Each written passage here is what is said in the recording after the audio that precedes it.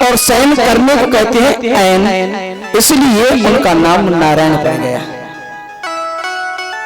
नारायण के नाभि के द्वारा 4 मुखों वाले ब्रह्मा का प्राकट्य हुआ। ब्रह्मा जी ने विचार किया मैं कौन हूं, कहां से आया हूं, पता करना चाहिए। तो उनको 2 वर्ण सुनाई दिए ब्रह्मा जी ने सोचा ये वर्णों को मिलाऊं, तप समझ में आ गया। तप करोगे तो पता चलेगा कौन है जिसने हमको यहाँ पर भेजा है, हमको बनाया है। ब्रह्मा जी ने तप किया, तप के प्रभाव से, और नारायण ने उनकी उंगली को पकड़ा और कहा विधाता, मैं तुम्हें विधाता बनाता। यहाँ पर छोटा सा भी कोई पद मिल जाता है व्यक्ति को, रास्ता भटक जाता है, अहंकार आ जाता है, मद आ जाता है। परंतु यहाँ पर कितना बड़ा पद है विधाता। विधाता छोटा पद नहीं है, बहुत बड़ा पद है। वैसे एक बात कहता हूं, यहाँ पर व्यक्ति को एक पद प्राप्त करने से अहंकार आ जाता है, मद आ जाता है, और उन लोगों की हालत क्या होगी जिनके 2-2 पद की प्राप्ति हुई है। 2 पद की प्राप्ति ज्यादा जिनको हुई है, क्या उनको अहंकार नहीं आएगा, उनका मद नहीं होगा, उनको नहीं होता मद, होगा नहीं होगा। एक पद प्राप्त करने वाले को ही अहंकार या मद हो सकता है। जिसके पास में 2 पद है, 2 पद जिसने प्राप्त कर लिए, उसको कभी अहंकार या मद नहीं हो सकता, क्योंकि 2 पद ठाकुर जी के हैं। जिसने ठाकुर जी के पदों को प्राप्त कर लिया, भला वो कहां भटक सकता है।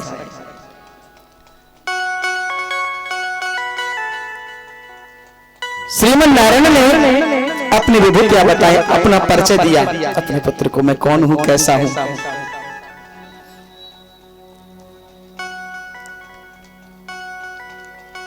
बताया है, हे ब्रह्मा, इस संसार में केवल मैं हूं,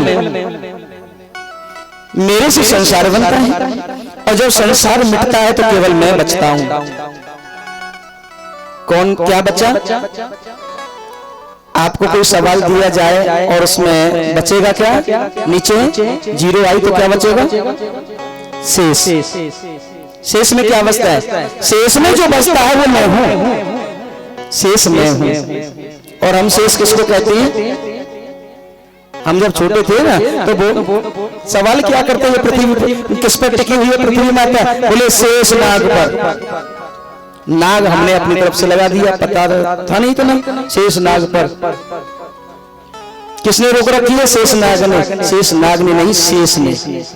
शेष माने परमात्मा ने। धरनी को धारण कर कौशल अलख जगाया, ये मेरे गोविंद की कृपा है। ये प्राण तो निमिषतो महत्व इंद्राजा जगतो बभूव ऐसे अस्वदीप 10 चतुष्पद।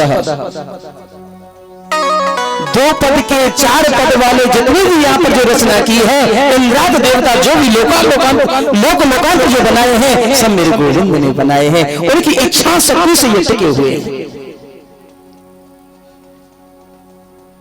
ये न भौरुग्रा पृथ्वी चढ़ना, ये न भौरुग्रा पृथ्वी चढ़ना, ये न सहस्त्रम यो नाकः यो अंतरिक्ष।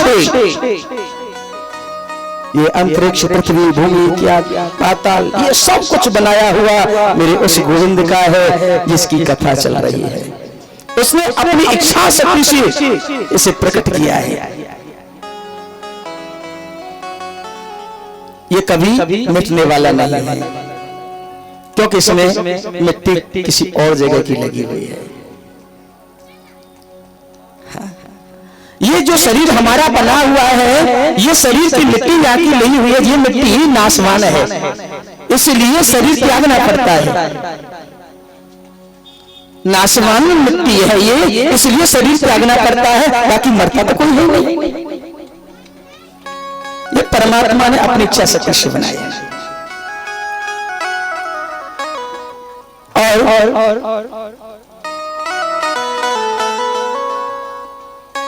परमात्मा के द्वारा ब्रह्मा का प्राकट है और ब्रह्मा ने फिर सृष्टि का निर्माण किया। ब्रह्मा की सृष्टि में सबसे पहले जो 4 पुत्र हुए, सनक, सनंदन, सनातन, संत कुमार,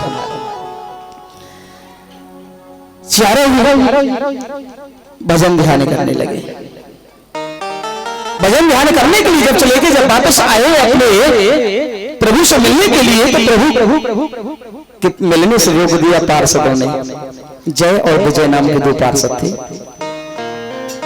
जो आज संत कुमारों ने उनको श्राप दे दिया, जाओ तुम दोनों राक्षस हो जाओ।